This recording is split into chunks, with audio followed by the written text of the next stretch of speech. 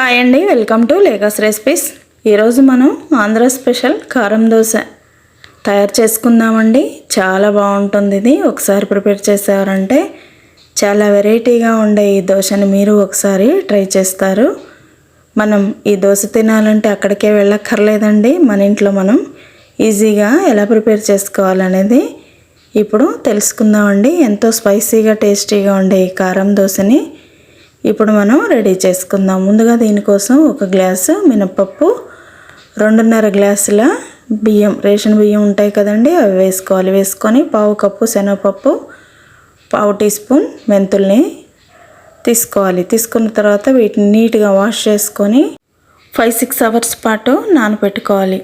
అలా నానబెట్టుకున్న పప్పులు చూసారా, ఇలా పూర్తిగా నానిపోయాయి కదండి. ఇప్పుడు వీటిని మళ్ళీ ఒకసారి కడిగిన తర్వాత ఇలా జార్లో వేసేసుకొని కొంచెం వాటర్ వేసుకోవాలి. వేసేసుకొని బాగా మెత్తని పేస్ట్ లాగా చేసుకోవాలి. బరకగా చేసుకోవద్దండి, చాలా మెత్తగా ఉండాలన్నమాట.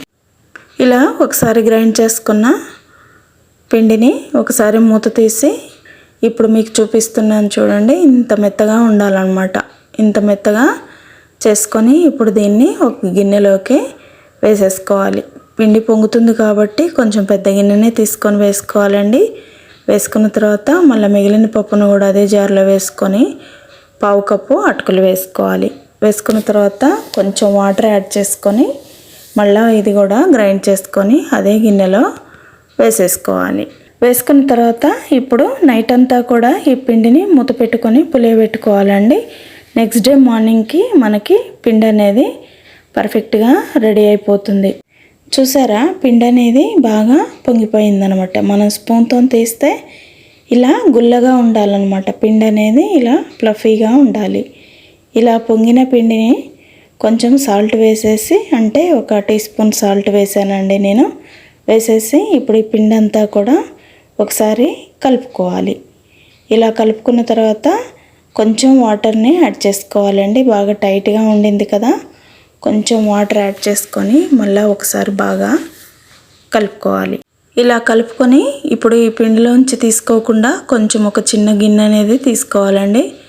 తీసుకొని అందులోకి మనకు ఎంతైతే అవసరం పడుతుందో అంతా కొంచెం కొంచెం మనం పిండిని వేరే గిన్నెలోకి తీసుకోవాలి. తీసుకున్న తర్వాత పెద్ద గిన్నె మీద మూత పెట్టుకొని పక్కకు పెట్టుకున్న తర్వాత ఇప్పుడు మనం ఎర్రకారం కోసం ముందుగా ఒక 7 ఎండుమిర్చిని ఒక గిన్నెలో వేసుకోవాలి. వేసుకొని ఆల్రెడీ కాగబెట్టి పెట్టుకున్నా అంటే కొంచెం వాటర్ని మరగబెట్టుకోవాలండి. మరగబెట్టిన వాటర్ని ఆ ఎండుమిర్చిలో వేసేసి 15 మినిట్స్ పాటు నానబెట్టుకోవాలి. పప్పుల పొడి కోసం ఇప్పుడు 1/2 కప్పు పుట్నాల పప్పుని వేసుకున్న తర్వాత 2-3 చిటికెళ్ళ సాల్ట్ని వేసుకోవాలి. వేసేసుకొని ఇప్పుడు ఇందులోకి 4 రెమ్మల వెల్లుల్లిని కూడా వేసుకోవాలండి. అది క్లిప్పింగ్ అందులో పడలేదు. అవన్నీ కూడా అందులో వేసేసుకొని ఒకసారి బాగా గ్రైండ్ చేసుకోవాలి. చేసుకున్న తర్వాత పొడి అనేది పర్ఫెక్ట్గా రెడీ అయిపోయిందండి. ఇందులో ఎండుమిర్చి కానీ ఏమీ కూడా స్పైసెస్ వేయరనమాట. ఇలా వేసేసుకుని గ్రైండ్ చేసుకున్న తర్వాత ఆ పౌడర్ అంతా కూడా ఒక గిన్నెలో వేసేసుకున్న తర్వాత అదే జార్లో ఇప్పుడు మనం ముందుగా 15 మినిట్స్ నానబెట్టుకున్న ఎండుమిర్చిని వేసుకోవాలి. వేసుకొని ఒక మీడియం సైజు ఆనియన్ని కూడా అందులో వేసుకోవాలి. వేసేసుకొని ఇప్పుడు ఇందులోకి చిన్న రెమ్మ చింతపండు, తర్వాత 1/2 టీ స్పూన్ కన్నా కొంచెం తక్కువ జీలకర్ర వేసుకోవాలి. వేసుకొని 1/2 టీ స్పూన్ సాల్ట్ వేసుకోవాలి. వేసేసుకొని మెత్తని పేస్ట్ లాగా కొంచెం వాటర్ యాడ్ చేసుకొని పేస్ట్ లాగా గ్రైండ్ చేసుకోవాలి. గ్రైండ్ చేసుకున్న ఈ ఎర్రకారాన్ని ఇప్పుడు ఒక బౌల్లోకి షిఫ్ట్ చేసుకోవాలి. అంతేనండి, ఎర్రకారం అనేది రెడీ అయిపోయింది. ఇప్పుడు మనం పప్పుల పొడి, ఎర్రకారం రెడీ చేసుకున్నాం కాబట్టి వీటిని పక్కకు పెట్టుకొని దోశ కోసం ఒక ప్యాన్ని స్టవ్ మీద పెట్టుకోవాలి. పెట్టుకొని ప్యాన్ మీద 2 డ్రాప్స్ ఆయిల్ వేసేసి ప్యాన్కి అంతా కూడా రాసేసుకోవాలి.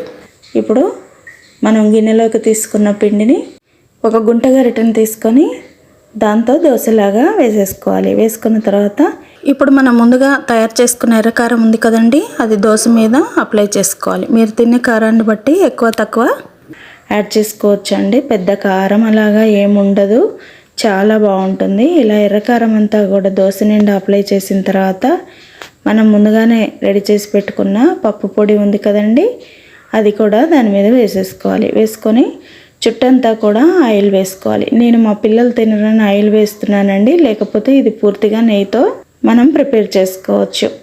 ఇలా చుట్టంతా ఆయిల్ వేసిన తర్వాత కొంచెం మధ్యలో నెయ్యి వేసేసుకొని పూర్తిగా సిమ్లోనే మనం ఫ్రై చేసుకోవాలి.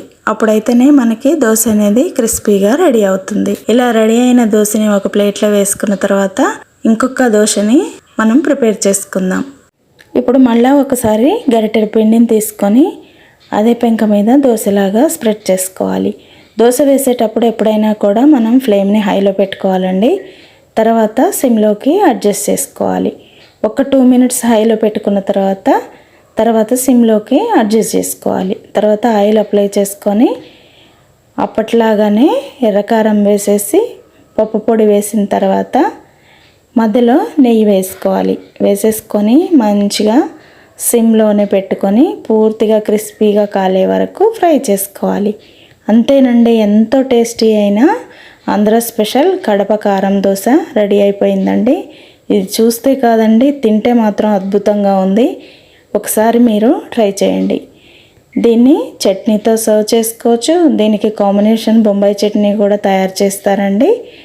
మా పిల్లలు చట్నీతో తింటారు కాబట్టి నేను చట్నీ చేశాను. చట్నీతో కూడా చాలా బాగుందండి. ఒకసారి మీరు ఇలాగా ట్రై చేయండి.